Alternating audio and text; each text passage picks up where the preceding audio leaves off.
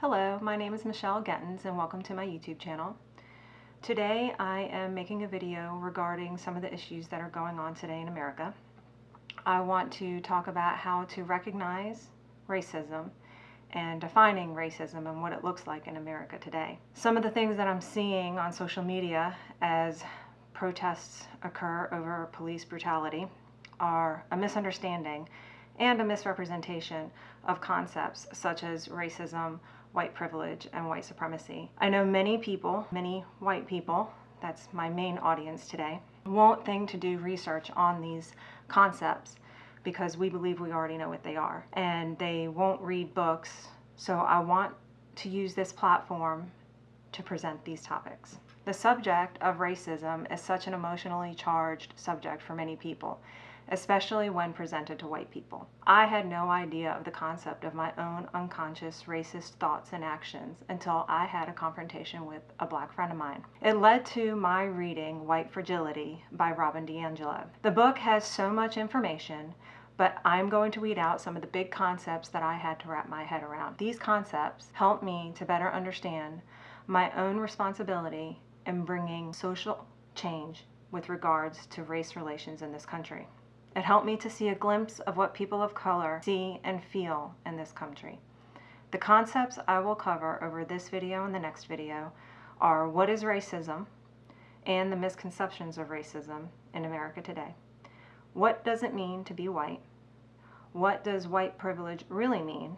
And what does white supremacy really mean? Although I will never exactly know what it's like to be a person of color, by being aware of these concepts and how they truly play out in America, I can try to better understand the perspective of a person of color. It opens up conversations over these issues with people so that I can further learn and be an advocate for positive change. First, I want to tackle the definition of racism and the misconceptions of racism. Racism is a prejudice, discrimination, or antagonism directed against a person or people on the basis of their membership in a particular racial or ethnic group, typically one that is a minority or marginalized. Many white people view a racist as an individual who is consciously aware of their dislike of a person of a particular race, and they intentionally seek to harm them or be mean to them. And these concepts are all concepts that I learned and were defined in this book, so I am presenting them to you. So yes, that is racism. But many white people are ignorant of the following forms of racism. Many of us don't understand that racism is something that is infused into institutions, traditions, politics, and cultural norms. We are all part of this system. We don't realize that we have been shaped by forces of racism, and many of our racist thoughts and actions are unintentional. We are blind to them, ignorant that these thoughts and actions are racist, but they are nonetheless. Now, before I move forward, this information is not an attack on white people. I really want this to serve as a wake-up call, an enlightenment, and a learning experience. This is what it was for me. I had the golden ticket to not be racist. I was married to a black man. I have 2 biracial children.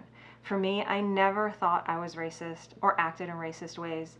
I always felt that I was against racism and was doing my part from perpetuating it. Everything I am talking about here are concepts that I myself had to wrap my head around. As white people, we have to get away from the defensiveness of racism. Based on the worldview that a racist is an individual who is intentionally mean and aware of their being a racist, we white people cannot fathom the thought that we are being racist with our thoughts and actions. We become blind to it, or we don't even want to acknowledge it. But the reality is racism is something that we absorb and learn just by being part of the culture here in America. We have to change how we see racism and really understand what it is and how it really plays out in this country. Once we understand it and acknowledge it, we can stop it and take part in the change that needs to occur. You need to open your mind, listen, analyze, correct thought processes and behaviors, and create change. So the way I was able to understand racism were a lot of the examples that this author presented. I'm going to explain some of these to you, or I'm actually going to say them. I would like for you to take the time to really think about them and see whether you agree with them or don't, and read about these concepts and talk about them amongst your peers and dig deep. Some example of racism that many don't realize is racist is saying things such as, I'm not racist, but enter in any negative observation you make about a person of color. What about black on black crime? If they would just enter whatever you think they need to do to improve their situation. Slavery ended 200 years ago. Why should they still be hurt? Racism no longer exists. I don't see color. I have black friends. How am I privileged if I had to work for everything I have? If I have to work for it, they have to work for it. If they want our help, they should do X, Y, and Z. There is only one race, the human race.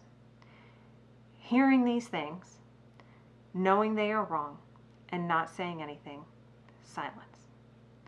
These are all examples of acts of racism. Now, I know many of you are going to have to really think through some of these, talk it over, and see if you agree with them or not. But at the very least, I want you to look up concepts such as averse racism and cultural racism. And I want you to talk these over amongst your white peers, your black peers, and start a dialogue. That is at least a first step. Another concept we have to learn and understand is systemic racism.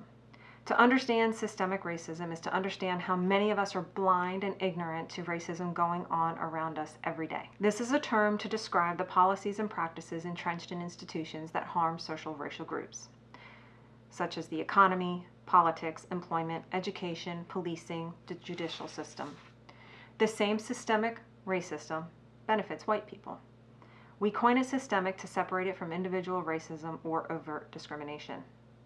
To go into all of the examples of how systemic racism plays out in our society would take a very long time. But I will go over one scenario that opened up my eyes as to why things play out the way they do in our country. I will attach a link in the description of this video that was presented to me in a very easy to understand fashion. So here's the example. You have a white person with a white name, such as Kevin, and a black person with a black name, such as Jamal. The white person lives in a neighborhood with mostly white people, and the black person lives in a neighborhood with mostly black people. And they only live a few minutes apart from each other. They both attend schools that are funded by property taxes. Because of this, the black person's school is underfunded, classes are overcrowded, the teachers are underpaid, and there's no access to resources such as tutoring and extracurricular activities. The white person's school is well funded. Classrooms are not overcrowded. He has well-paid teachers, access to tutors, and extracurricular activities. Why is it so different? Why are the opportunities for success so different?